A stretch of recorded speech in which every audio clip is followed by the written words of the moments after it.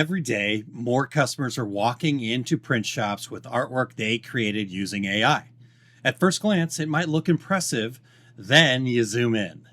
The text is misspelled, the lines are strange, the background won't separate, the resolution's way too low, the hand has 7 figures, even though nobody even asked for a hand in the first place, but the customer thinks it's awesome and they expect you to print it tomorrow. The problem's not just bad artwork. The bigger problem is not having a clear business process for handling this. Hey regulators, I'm Montgomery here with today's secret sauce. Today we're going to talk about what to do with all the AI slop customers are sending your way. Every single day, I see posts like this in Facebook groups for decorators saying things like this one here that says, how do you deal with custom requests where the customer makes an unusable design in ChatGPT? I get multiple requests a day and I don't have time to keep fixing bad designs. Now I popped in there and gave my best suggestion, but maybe you've posted something similar to this, or maybe you have quietly thought it while staring at another file that looks great on a phone, but falls apart the moment you try to produce it. The easy response is to complain about bad AI artwork, but the artwork is not really the biggest problem.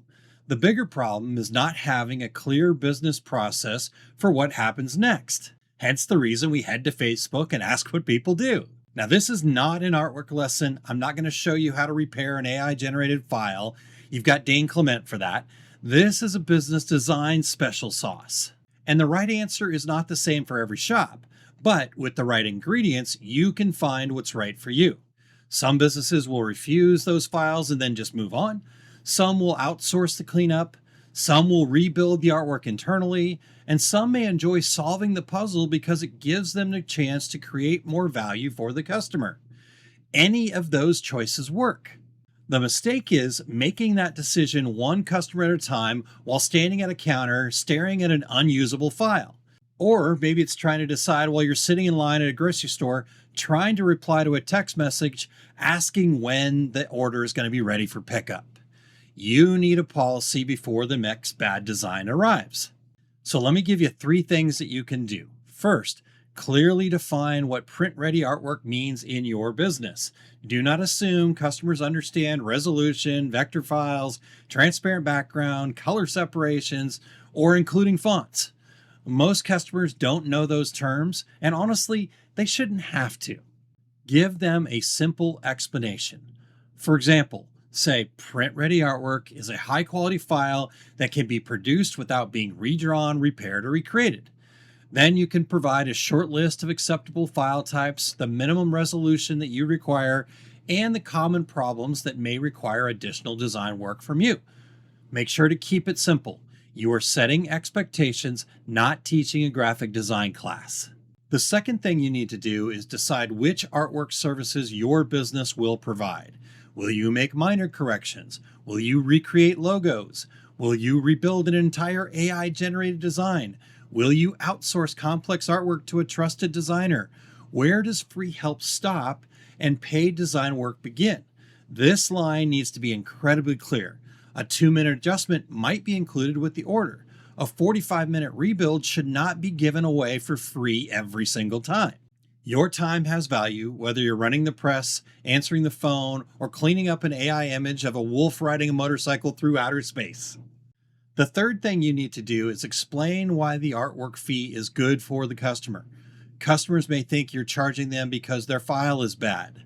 Instead, help them understand what they're buying. They're not buying a shirt or even a piece of artwork on a shirt. Some online upload your file place can certainly handle that.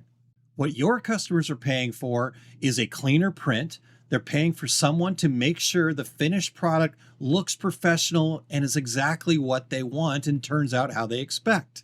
That's not a penalty. That's a valuable service. Imagine a customer sent you an AI-generated design for a company event. It looks fine on their phone, but the lettering's distorted, the logo has imperfections, and they just want you to change one color anyways. You could spend an hour quietly fixing it and never charge them. You could print it as is and hope they don't complain. Or you could say something like this: this file will need to be rebuilt before it can produce a clean print. We can take care of that for a small design fee, and you will receive a production-ready file that can also be used for future orders. Now the customer understands the problem, the solution, and the value that you're providing. Now they may say yes, they may say no. Either response is completely okay. You are not required to accept every job. You are responsible for making business decisions that support the kind of company that you want to build. The takeaway is this: AI artwork is not just a file problem, it's a pricing, process, and customer expectation problem. But with the right policy in place, you can go from frustrated at AI slop to excited to provide a value-added service to your customers. Take a few minutes to define your artwork standards, your service options, and your fees.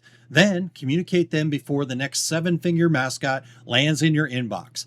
Build the process now so bad artwork doesn't turn into bad business and frustration online later.